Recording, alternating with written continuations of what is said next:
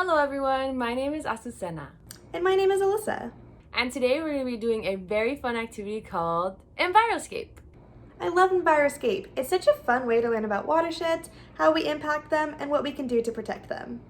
You're going to need aluminum foil, cups of various sizes, a medium-sized plastic container, 2 Kool-Aid mixes, chocolate sprinkles, a spray bottle, markers, water, and a towel or paper towels to clean up. Now that we've gathered all of our materials, let's get started. Azu, can you tell me what a watershed is? Of course I can. A watershed is any area of land that drains into a lake, river, or ocean. No way, that's awesome. Does that mean whatever we do can affect watersheds and the water in it? That's correct, Alyssa. The model we are about to create will teach us all about it. Let's start off by placing our cups of varying sizes face down in a medium-sized plastic container. Then we will place a large sheet of aluminum foil over the cups in the container and begin to mold the aluminum foil over the cups to create a mountainous landscape. Keep the Kool-Aid mix, markers, and sprinkles on the side. Have a spray bottle full of water as well as water sources to refill the spray bottle if needed. This model represents a watershed. What are some different landmarks you might see on a watershed? I know some. We have farms, residential, roads, and factories.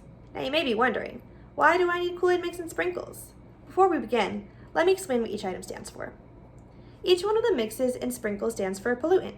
Can you tell me what a pollutant is, Azu? Sure I can. A pollutant is anything that is added to the environment that is harmful. There are 2 types of pollutants, point source and non-point source. Point source pollution is an identifiable form of pollution. This means you can point to exactly where the pollution is coming from. An example of this is an oil spill from a factory. We can identify where this is coming from. Non-point source pollution is an unidentifiable source of pollution. This means we can't exactly pinpoint where the pollution is coming from. A good example of this is trash you may see on the sidewalk while taking a walk. We know that it's pollution, but we can't exactly determine where it came from.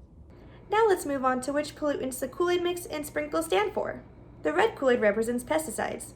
Sometimes plants get attacked by invaders. These invaders can eat away at plants and can cause gardens or rows of crops to suffer. Something we might use to get rid of these invaders are pesticides. The blue Kool-Aid represents fertilizer.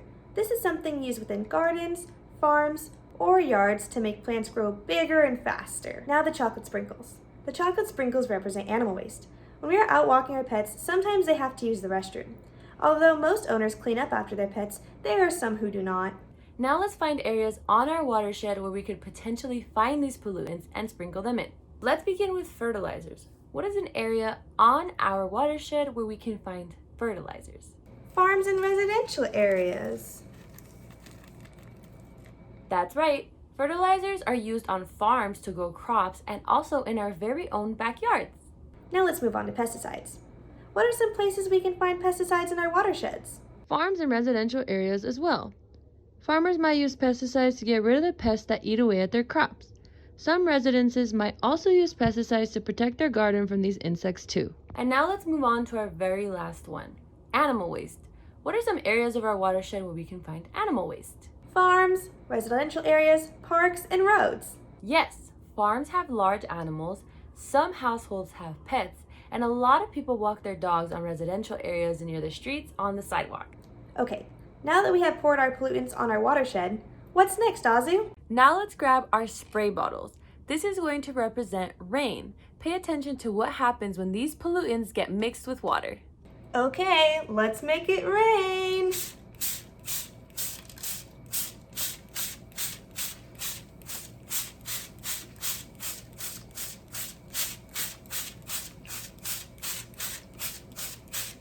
Look at all of these pollutants in our water. Would you want to drink or swim in that water?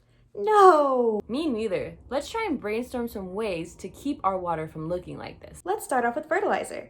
One great alternative to fertilizer is compost. You can make it at home using eggshells and food scraps, and it's amazing for your plants. Now let's think about pesticides. One great alternative to pesticides is something called biocontrol.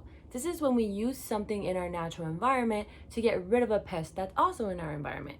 A great example of this are ladybugs. Ladybugs eat aphids, which eat away at our plants, so they are a great source of biocontrol. Finally, let's move on to animal waste.